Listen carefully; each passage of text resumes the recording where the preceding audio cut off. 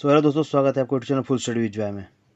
जैसा कि आप हम देख रहे हैं, आज का हमारा टॉपिक माउंट एवरेस्ट के बारे में कुछ हम स्टडी नोट्स था उसके बारे में डिस्कस करेंगे। तो एग्जाम में पॉइंट वाइज तो सबको मतलब एग्जाम में नॉर्मली एग्जाम में बस यही पूछता है माउंट एवरेस्ट के बारे में, उसकी हाइट पूछ देता है, कहाँ है और उसके नामों के बारे में पूछ देता है। लेकिन बड़े एग्जामों में या फिर किसी कोई टिपिकल क्वेश्चन बनाता है उसमें कुछ टिपिकल क्वेश्चन पूछ देता है, तो उसमें हम बात करेंगे, उसके बारे में डिस्कस करेंगे। छोटा सा वीडियो रहेगा, इसको आप अच्छे से देख लीजिए। और वीडियो शुरू करने से पहले चाहेंगे चैनल सब्सक्राइब कर लें आप और लाइक करके शेयर कर दें। तो चलिए शुरू करते हैं। तो यहाँ पर आप पहला टॉपिक जो आपको सबको पता होगा, अगर आप एवरेस्ट के बारे में पढ़ने आए हैं तो आपको सबसे पहले आपको पता होगा कि ये नेपाल में है और यह सबसे ऊंचा पर्वत है दुनिया का, जिसकी ऊंचाई 8,848.86 मीटर में है। अब इसके नाम से बहुत सारे क्वेश्चन पूछते हैं कि विभिन्न देशों में इसको अलग अलग नामों से जाना जाता है। ठीक, यहाँ पर नेपाल में इसको सागर माथा कहा जाता है। संस्कृत में यानी कि भारत में इसको देवगिरी कहा जाता है, मतलब देवों की गिरी, देवों का पर्वत जिस पे देव रहते हैं। तिब्बत में इसको चोमोलंगमा कहते हैं। इसका अर्थ होता है, एग्जाम में पूछता है कि तिब्बत में इसको क्या कहते हैं, तो चोमोलंगमा है। और उसके बाद इसको अर्थ भी पूछ देता है किसी किसी एग्जाम में। तो ये है पर्वतों की रानी।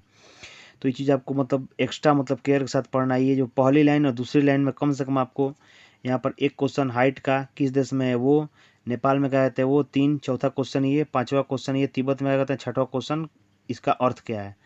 ठीक, तो इसका मतलब 7-8 क्वेश्चन आपको 2 लाइन में आपको क्लियर हो गए। ये चीज़ आपको एकदम याद कर लेनी है। फिर तीसरा पॉइंट है, सागर माथा नाम नेपाली आचार्य बाबूराम जी ने 1930 के दशक में कहा था। अब इसके बाद इसमें एक क्वेश्चन और बन गया कि सागर माथा नाम किसने दिया था, तो नेपाली आचार्य थे बाबूराम जी, 1930 के दशक में दिए थे। और इसका अर्थ है स्वर्ग का शीर्ष। अब एग्जाम में आपसे पूछेगा कि सागर माथा का क्या है, तो सागर का माथा नहीं है, सागर का मतलब सर नहीं है वो, इसका अर्थ है स्वर्ग का शीर्ष।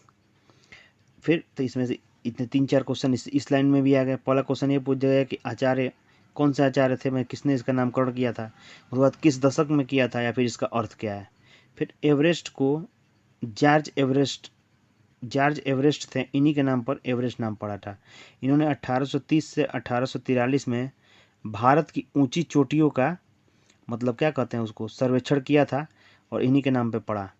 तो best time for climbing of mount Everest, तो माउंट एवरेस्ट पर चढ़ने के लिए जो एक होता है ना कि कहीं जाने के लिए सही समय क्या होता है, जैसे हम लोग गर्मी के दिन में जाते हैं दार्जिलिंग और अन्य पहाड़ी इलाकों में, उसी तरह इसमें भी एवरेस्ट के दिन में भी जाना रहता है। तो मार्च से लेकर मई के महीने में आप कभी भी जाएं तो आपको जाना रहता है इस साइड पे। इस साइड पे जाने के लिए सबसे अच्छा समय वही है, मार्च से मई के बीच में।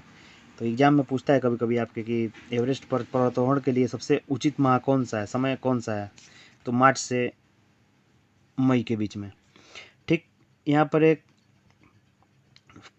एग्ज़ाम में नॉर्मली ये तो चीज़ बढ़ता घटता रहता है, लेकिन एग्ज़ाम में नॉर्मली एक बता दिया गया है कि एग्ज़ाम के लिए कि इसमें खर्चा कितना होता है आईपी इसमें चढ़ने के लिए।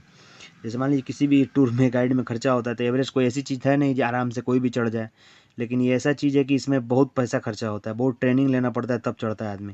तो एग्ज़ाम में यही आता है कि एग्ज़ाम में पूछता है कितना पैसा है, तो $25,000 यानी कि, और फिर नेपाल गवर्नमेंट इसको कम कर दिया है, वो $11,000 कर दिया है। इसके बाद इसमें ये आता है कि क्या चीज़ मतलब इस तरह से पूरा मतलब दिया है। और इस थोड़ा कोई इसमें जो ये चीज़ें जो दी गई, ये जो पैराग्राफ दिया गया, इसको पढ़ने का उतना ज़रूरत नहीं है, लेकिन चलिए इसको पढ़ लेते हैं। इसमें यह है कि 2015 में से 2015 एक साल था जिसमें कोई चढ़ नहीं पाया था वहाँ पर, उस समय भूकंप आया था। उसके लिए इसमें 5,000 पीपल अब तक चढ़ चुके हैं। एक 13 साल का लड़का चढ़ चुका है, एक बूढ़ा आदमी चढ़ चुका है, एक 73 साल का जापान का वुमन चढ़ चुकी है। मतलब ये सारे रिकॉर्ड हैं और वहाँ के। और 2015 में कोई नहीं चढ़ा था, एक मतलब ऐसा साल था 2015 में कोई नहीं चढ़ा था। ठीक, एक ये बहुत मतलब ये फैक्ट है, इससे मतलब दुख की बात है। इसको इसको भी पढ़ लेते हैं, इससे कोई एग्जाम में पूछता उछता नहीं है, लेकिन इसको चलिए पढ़ लेते हैं। इसमें ये आता है ना कि 100 में से 4 लोग डेथ हो जाता है एवरेस्ट पर जाने के, कुछ आते वक्त ज़्यादा मरते हैं, और 200 डेड बॉडी आज भी माउंट एवरेस्ट पर जमी पड़ी है, नीचे लाना आसान नहीं है। ज़्यादातर मौतें शिखर के करीब होती है जिसको डेथ जोन कहते हैं। ये एग्जाम में पूछता है, ये चीज़ आपको नोट कर लेना है।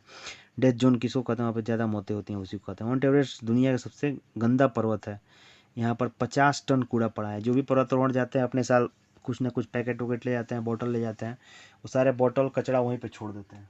तो इसलिए इसको डंपिंग एवरेस्ट इस तरह कुछ नाम इसका पड़ा है। तो इस चीज़ को आप एक बार चेक कर लीजिएगा। लेकिन इसको सबसे मतलब गंदा पर्वत कहा जाता है। अब इसको ऐसे ना करिए कि मतलब नाम इधर कुछ और है, गंदा कहा जाता है, लेकिन इसको इस मतलब इसलिए कहा जाता है कि लोग उस पर प्रदूषण न फैलाएं। यहाँ पर ये है कि कुछ हर साल माउंट एवरेस्ट 2 सेंटीमीटर की दर से बढ़ रहा है। 2015 में भूकंप के कारण 2.5 सेंटीमीटर नीचे धंस गया था।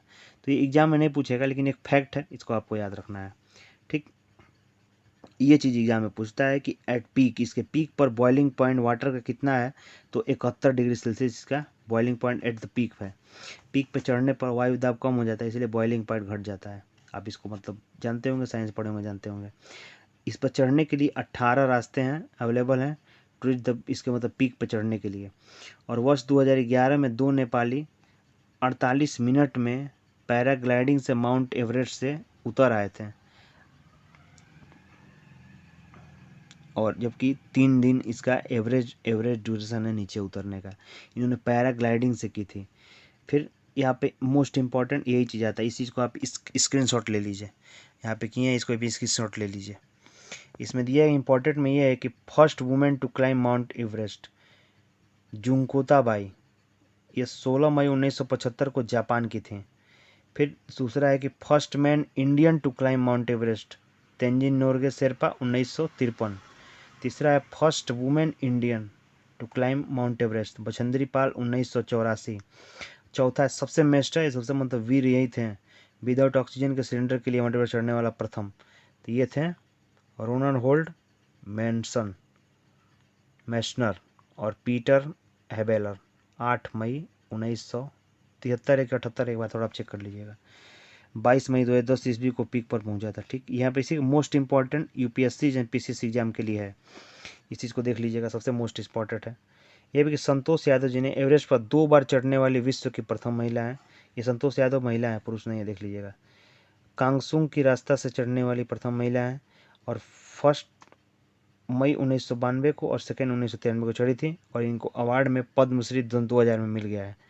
और इनको तेनजिंग नोरगे राष्ट्रीय साहसिक पुरस्कार भी मिला है 1994 में। और एक है ममता सौदा, माउंट एवरेस्ट 2010 पे चढ़ने वाली प्रथम प्रयास के लिए जाना जाता है और 2014 में चौथे सर्वोच्च नागरिक सम्मान पद्मश्री पाई। आल्सो एम्ब्रस पर्वत, ये जो एम्ब्रस पर्वत पर भी चढ़ाई की थी। तो ये सारे नीचे की लाइनें जो